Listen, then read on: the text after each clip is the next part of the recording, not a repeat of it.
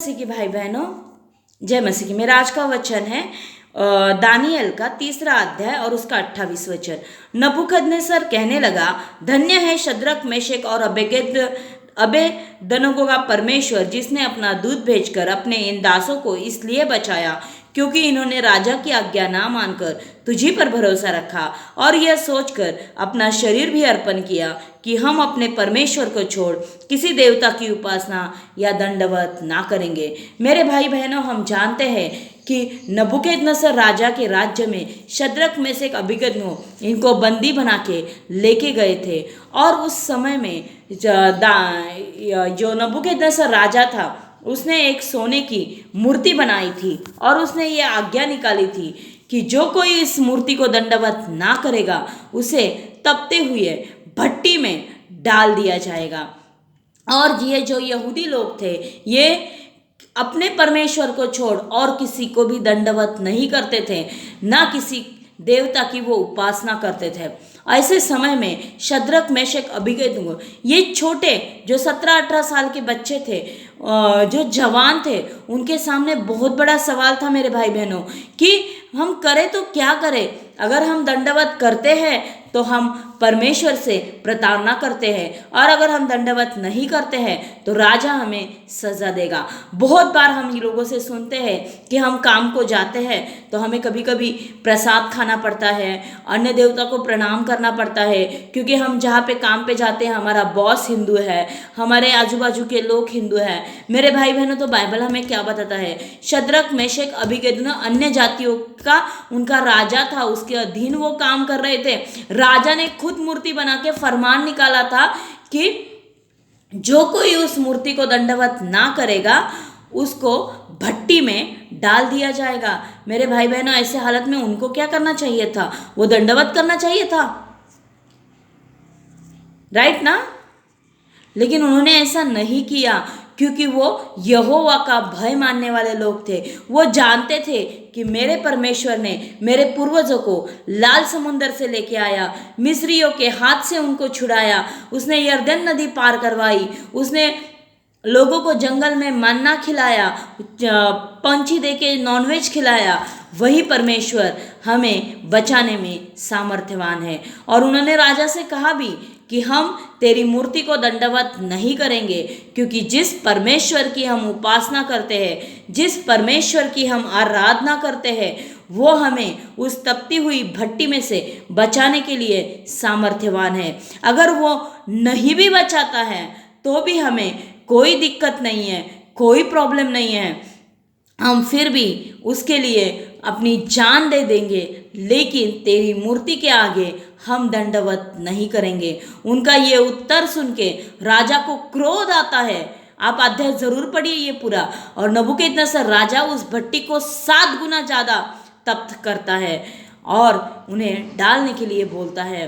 जब उन्हें लेके जा रहे थे, जो सैनिक उन्हें लेके जा रहे थे, वो भट्टी इतनी तप्त की थी कि जो सैनिक लेके जा रहे थे वो उस भट्टी के बाजू में से थे, फिर भी वो जल के, वो उस भट्टी की अग्नि की वजह से, दाह की वजह से वो मर गए। और शद्रक, मेशक, अबेदनगो उनको उस भट्टी में डाल दिया गया।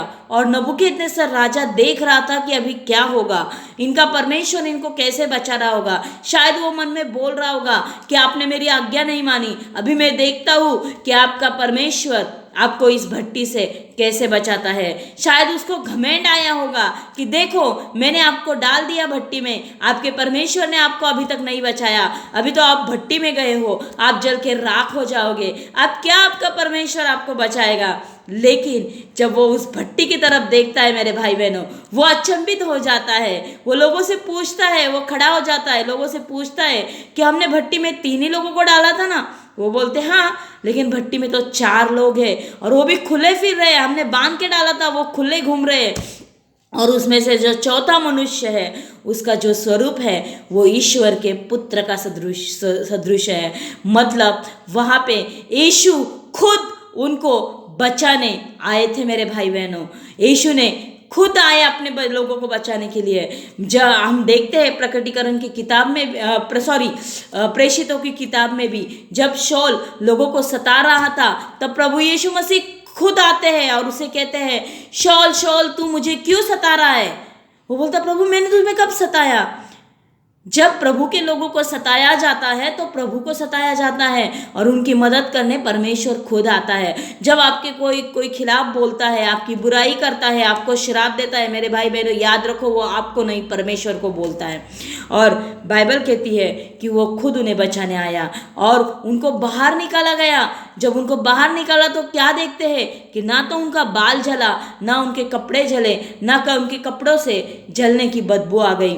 वो आश्चर्यचकित हो गए और तब नबूकदनेस्सर राजा कहने लगा, धन्य है शद्रक मेशक और अबेदनगो का परमेश्वर, जिसने अपना दूत भेजकर अपने इन दासों को इसलिए बचाया। उसे ईश्वर के पुत्र के बारे में मालूम नहीं था, उसे यीशु मसीह के बारे में मालूम नहीं था, क्योंकि वो अन्य जाति था। और इसीलिए वो बोलता है कि धन्य है इनका परमेश्वर, जिसने अपना दूत भेजकर अपने इन दासों को इसलिए बचाया।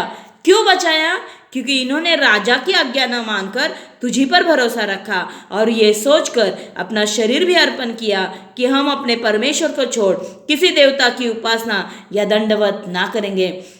मेरे भाई बहनों, जब आप परमेश्वर की आज्ञा मानते हैं, चाहे फिर आपका जॉब आपको छोड़ना पड़े, आपको किसी भी तरह का सैक्रिफाइस करना पड़े, आप किसी और देवता के सामने नहीं झुकते हैं, किसी और को दंडवत नहीं करते हैं, चाहे आपका कल्चर है बड़ों के पैर छूना, लेकिन आप आपके परमेश्वर के लिए ये आदर रिस्पेक्ट के लिए पैर छूना बात अलग है, लेकिन उनको उपासना करके पैर छूना बात अलग है। अगर आप ऐसा करते हो मेरे भाई बहनों, तो आप परमेश्वर को दुखी करते हो। अगर आप किसी की उपासना, परमेश्वर से ज़्यादा महत्व आप आपके काम को देते हैं, परमेश्वर से ज़्यादा महत्व आप आपके फैमिली को देते हैं, तो मेरे भाई बहनों आप गलत करते हो। यहाँ पे शद्रक मेशक अबेदनगो ने खुद को भी अर्पण कर दिया था। हमें भी ऐसा ही करना है, तभी परमेश्वर की सुवार्ता हमारे जीवनों के द्वारा लोगों तक पहुंचाई जाएगी। लोग कहेंगे, धन्य है इनका परमेश्वर, जिन्होंने इनको बचा लिया, इनके काम में इनको ब्लेस किया, इनके घर में इनको ब्लेस किया और इनको आशीषित किया। धन्य है इनका परमेश्वर। मैं आशा है कि जो वचन मैंने बताया वो आपको